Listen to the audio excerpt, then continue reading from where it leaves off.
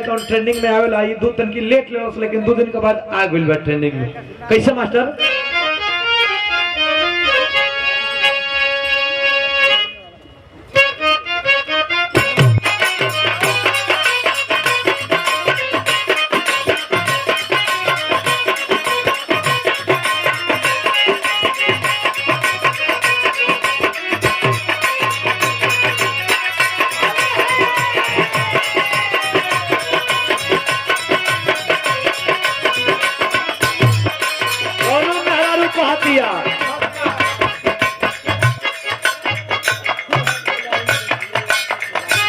शिवराजपुर की धरती से मेरे पूज्य कार्य अनिल मास्टर साहब क्या कहना है।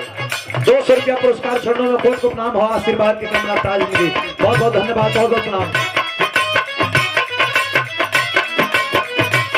हमारे बड़का भैया संदीप यादव भैया के द्वारा 100 रुपया पुरस्कार छोड़ने में कोट को प्रणाम, दिल से धन्यवाद। हरुआ कह दिया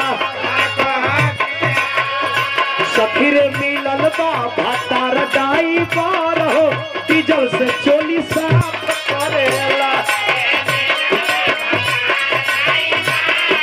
डीजल से चोली साफ करेला।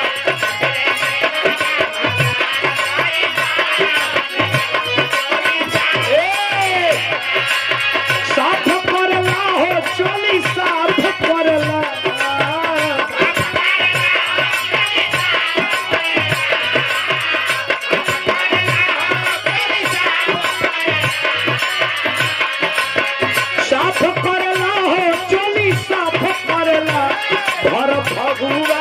मचैले बागदार हो,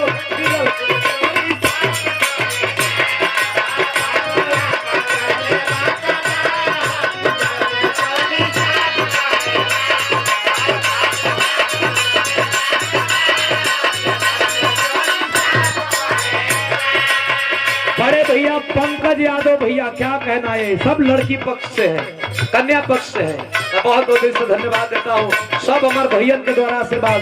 200 रुपया पुरस्कार चरणों में कोट को प्रणाम। बुरा न मानो होली है भर फगुआ, भर फगुआ मचैले बाबा दौर हो,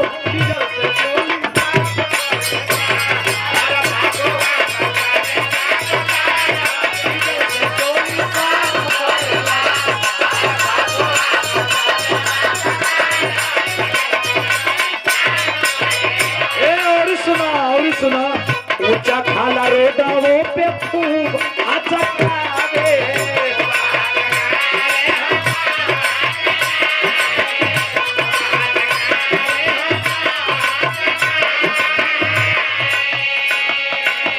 हमारे बड़का भैया राम प्रकाश गुप्ता जी मझवारा की धरती से क्या कहना है।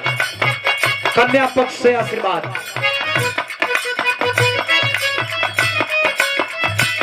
भैया के बहुत बहुत प्रणाम। बहुत बड़ भाई बहन बहुत बहुत दिल से धन्यवाद। बारे कन्या पक्ष दिल से धन्यवाद, आशीर्वाद की कामना ताज जिंदगी बा। कैसे ऊंचा खाला रोडा वो पे खूब हाथ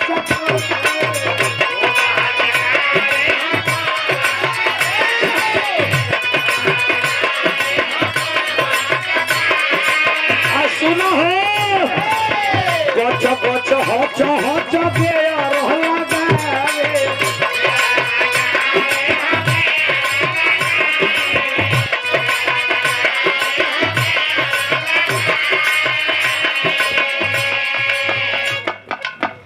ये लड़की के भाई हमारे बड़का भैया अनिरुद्ध भैया के द्वारा पुनः आशीर्वाद आइल बा। चरणों में कोट को प्रणाम, दिल से धन्यवाद, आशीर्वाद की कामना ताज जिंदगी। अरे सुन लो कि ना कविता गोचा गोचा होचा होचा के रहला गावे,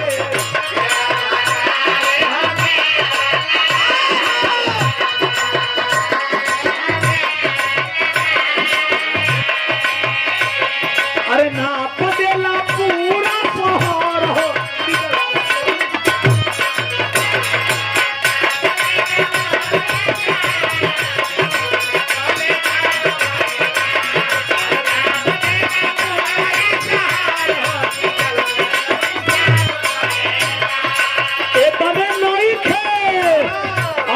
सुना मोबिल से देला पूरा शरीर देला, मोबिल से नासी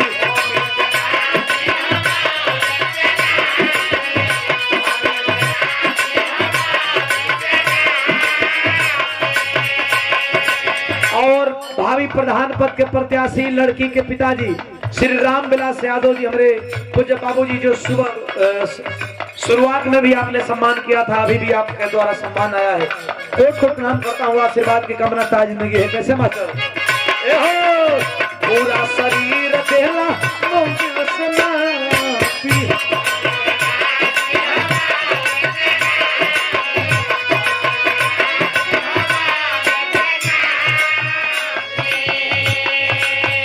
श्री अशोक यादव जी, लड़की के फूफा जी, शानदार 200 रुपया पुरस्कार देकर लड़की वाला चाप दवाए भैया, लड़की वाला चपना। लड़का का खाली पिताजी का आइल न, लड़का के पुरस्कार आइल न, लड़का के फूफा मौसा मामा का, लेकिन लड़की पक्ष वाला चाप दवा उ लोग जाइबे ना कोई। दिल से धन्यवाद, आशीर्वाद फूफा जी के बहुत बहुत प्रणाम है। फूफा जी के जब लड़का जाइला के बाद फूफा फूफा नरिया थे सब एकदम करे जावे चौड़ा हो जाते है। हाँ, बहुत बहुत दिल से धन्यवाद बा। अच्छा ये देखो फूफा के जो ससुराल है काजी, आइए जब आई ना लड़का, जब छोट छोट लड़का कहो फूफा, तब इतना आनंद मिलत हुई नु का कहे के बा। बहुत बहुत धन्यवाद बा फूफा जी के प्रणाम बा। कैसे? पूरा शरीर देला मोबिल से नासी,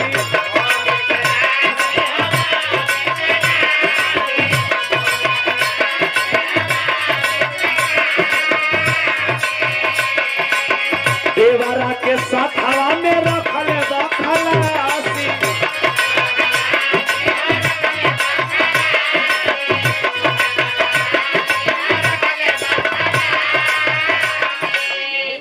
और प्रधान पद के प्रत्याशी कौन जगह से? वसी निधियाओं की धरती से आलोक भैया के छोटे भाई, हमारे बड़का भैया आलोक भैया, क्या कहना, शानदार जानदार हमारे प्रधान पद के भावी प्रत्याशी हैं। आप गार्जियन के द्वारा आशीर्वाद सादर 200 रुपया पुरस्कार चरणों में कोट को प्रणाम करते हैं। भगवान करे कि विजय तिलक आपके ठीक बा, भगवान करे कि विजय तिलक, हाँ विजय तिलक आपके मत्थे चढ़े और आप प्रधान बनी, सबसे युवा प्रधान बनी, वर्तमान में बटोलो बनी, फिर से बनी, रिपीट करी आपन इतिहास एक बार फिर तोड़ी। बहुत बहुत दिल से धन्यवाद। 25 के नाम में आई रहे शतक, तेना परी पैसे के नाम में शतक आ जाओ। हाँ, अपन रिकॉर्ड अपने से तोड़ी। बहुत बहुत दिल से धन्यवाद बा। एकदम सूर्या कुमार यादव ने छपले रहे। कैसे तने को रंगदार होली झटका पटका वाला आ जा। कैसे